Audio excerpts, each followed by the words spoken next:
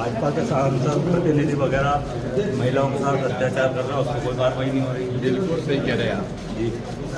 Commissioner police को DGP साहब को हमने कहा है जी, और हमने आपत्ति दर्ज की है। बहुत इत्मीनान से सर। राजा साहब, आज आप आष्टा क्षेत्र पहुँचे, जबकि यहाँ लोकसभा क्षेत्र भी नहीं है। आपने आज चंद्रवंशी समाज को एक नई सौगात दी है, क्या कहना चाहते हैं उसको लेकर?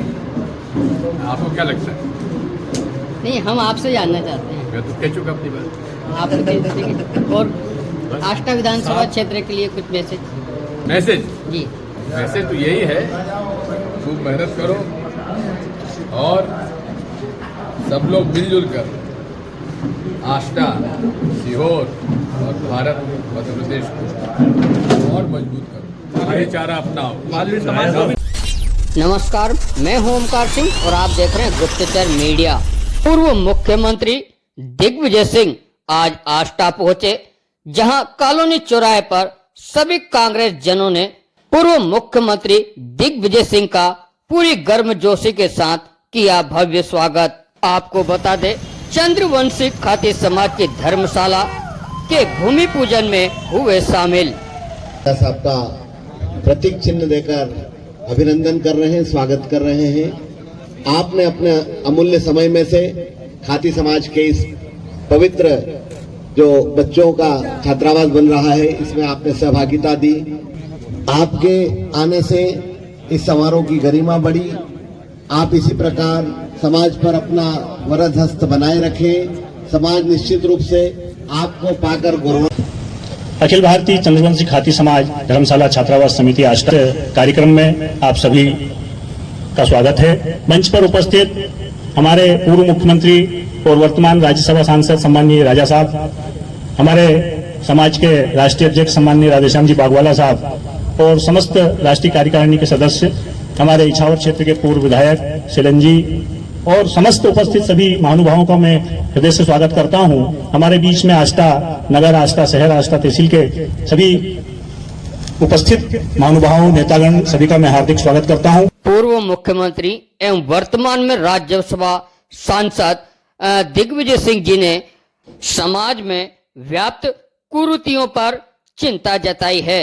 वहीं दिग्विजय सिंह ने 3D की बात करते हुए बोले, आपको भी न तो दहेज, न डीजे, न दारू फार्मूले को अपनाना चाहिए।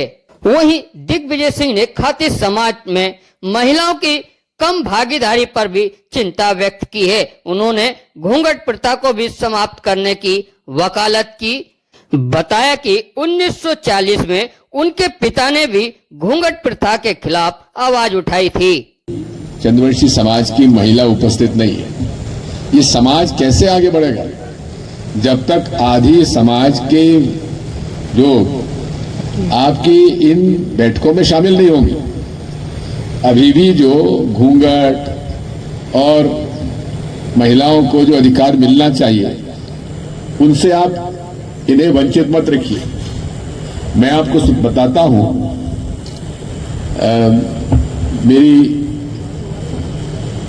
मेरे माता जी का जब विवाह हमारे पिताजी से हुआ तो उनको भी घूंघट पहन के आना पड़ा।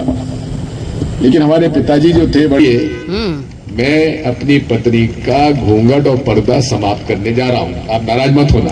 अब नाराज तो हुई, लेकिन उन्होंने उनका घूंघट उतरवा दिया। मैं पहला प्रदेश था जहां हमने पंचायती राज दिए आपको, और उस समय जब मैं मुख्यमंत्री के रूप में पंचायत राज के पदाधिकारियों को अधिकार दे रहा था, तो मेरे मंत्रिमंडल के सारे सदस्यों ने मुझसे लड़ाई लड़ी कि भाई आप ये अधिकार सब दे दोगे इनको चुने प्रतिनिधियों को, तो हम क्या करेंगे। मैंने कहा भाई देखो, हम तो राजीव गांधी जी और महात्मा गांधी जी के शिष्य हैं, ये अधिकार तो हम देंगे। और फिर हमने विधायक निधि शुरू कर दी। भाई ठीक है, विधायक निधि से आप अपना काम भी करा लिया, लेकिन सत्ता का विकेंद्रीकरण आवश्यक है। और इसलिए बुनियादी तौर पर हमारी लड़ाई उन लोगों के खिलाफ है जो सारी सत्ता अपने हाथ में रखना चाहते हैं, सारे नियम कानून अपने हाथ में रखना चाहते हैं। तो फिर चुनाव पंचायत का कराते क्यों? बेचारे सरपंच के चुनाव में लाखों रुपए खर्च करके आते हैं, जनपद का चुनाव करते हैं, और जिला परिषद के चुनाव में तो खरीदने में करोड़ रुपए खर्च हो जाते हैं, और जीतने के बाद पता पड़ा कि अधिकार हमारे पास कुछ है ही नहीं। आजकल सीधा रास्ता खुला हुआ है, भोपाल जाओ, 20% दो, टाइम तुम किसी पार्टी के हो, मंजूरी ले आओ। है कि नहीं है कि नहीं भाई? है।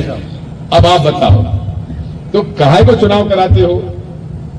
अपने पास रखो और 20% के हिसाब से सबको बांट दो, जिसके पास होगा वो ले जाएगा, बाकी ठीक है।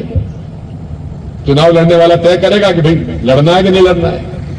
लोग भाई कई मेरे पास आके कहते हैं कि साहब इस बार पंचायत चुनाव में उम्मीदवार नहीं मिलने वाले किसी को, लेकिन ठीक है, आशा और उम्मीद के साथ फिर चुनाव लड़ते हैं। मैं तो इस बारे में साफ कहता हूं, पंचायत राज इस देश, पंचायत राज और नगर पालिका, नगर निगम, ये हमारे अध्यक्ष रहे नगर पालिका, ये अधिकार हमने दिए थे। आपको शिक्षकों के नियुक्ति के अधिकार दे दिए थे, पंचायत सचिवों के, और हमने जन स्वास्थ्य रक्षकों को तैयार कर दिया था। अब कोरोना के समय में मैं जब घूमा तो लोगों ने कहा कि साहब आपने अच्छा ये हमको जन स्वास्थ्य रक्षक दे दिए, तो उन्होंने जान बचा ली, नहीं तो हम तो बचते भी नहीं। मैं गलत तो नहीं कह रहा हूं। तो जन स्वास्थ्य रक्षक को हम लोगों को क्या लगा, अरे 6 महीने की ट्रेनिंग दी, उनको इतना कह दिया कि भाई देखो ये तुम टीकाकरण में इतने करोगे तो तुमको पैसा मिलेगा,